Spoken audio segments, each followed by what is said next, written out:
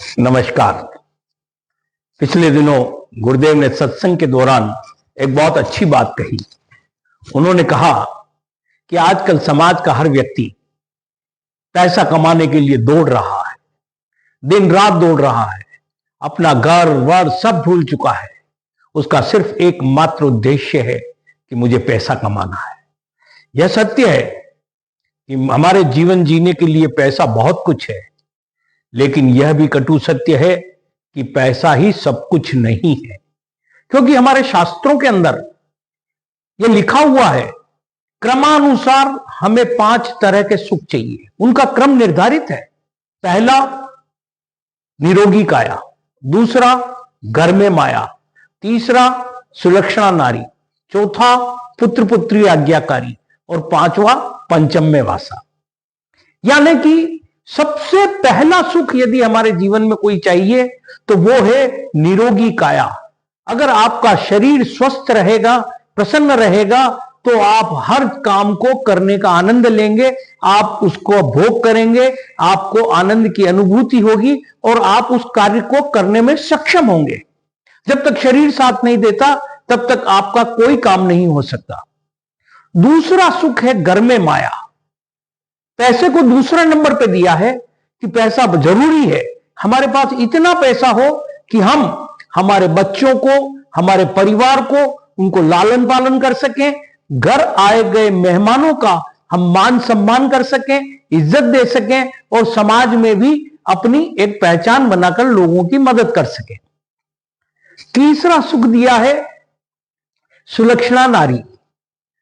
यानी कि आपकी पत्नी इतनी समझदार हो, सुशील हो कि वो सभी का ध्यान रख सके, वो उसके कार्यों को पूर्ण रूप से जिम्मेदारी से निभाए। लेकिन अगर उसके पास आप पैसा नहीं दोगे तो भी काम नहीं चलेगा। लेकिन अगर आप उसकी भावनाओं को नहीं समझोगे, उसके त्याग समर्पण उसको नहीं समझोगे, वो एक घर छोड़कर आपके घर में आई है। क्यों? सिर्फ काम करने के लिए नहीं, सिर्फ पैसे के लिए नहीं, वह आपके प्यार के लिए, आपके विश्वास के लिए आई है। आपको उसे समय देना पड़ेगा, उसकी भावनाओं को समझना पड़ेगा। यह बहुत जरूरी है। जब तक यह नहीं होगा तब तक उस नारी के अंदर, उस पत्नी के अंदर वह भाव, वह आत्मीयता का जन्म नहीं होगा। इसलिए अपनी पत्नी को समय दो, बात करो, उसके सुख दुख के भागीदार बनो, तब जाकर आपको तीसरा सुख मिलेगा। फिर चौथा सुख है पुत्र पुत्री आज्ञाकारी। हम इस होड़ में लगे रहते हैं कि मैंने बच्चे को स्कूटर दिला दिया, मोटरसाइकिल दिला दी, फला कॉलेज में एडमिशन करा दिया, बहुत महंगा कॉलेज है। लेकिन उनको समय चाहिए। यह तो उनको मिल गया, लेकिन जो चीज उनके लिए जरूरी है वो है अपने परिवार के मुखिया, माता पिता का साथ, माता पिता का सानिध्य, उनका प्यार, यह उन्हें बहुत जरूरी है। जब तक यह नहीं मिलेगा तब तक वह संस्कारित नहीं हो सकते। और यदि वो संस्कारित हो गए, वो समझदार बन गए, तो कभी कोई जीवन में उन्हें तकलीफ नहीं आएगी। फिर 5वां सुख आता है पंचम में वासा, समाज में मान सम्मान। आज के समय में हो क्या रहा है, हर व्यक्ति अब पैसे और कैरियर के पीछे अपने परिवार को भूल रहा है। कैरियर बनाना है और पैसे कमाने हैं।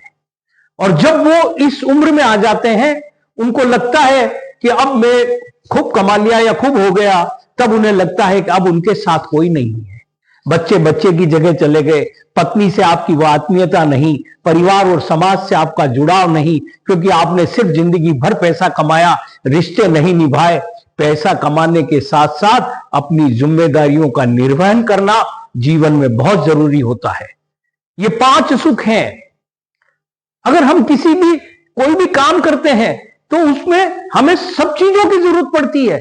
खाना बनाते हैं, नमक भी चाहिए, शक्कर भी चाहिए, घी भी चाहिए, तेल भी चाहिए।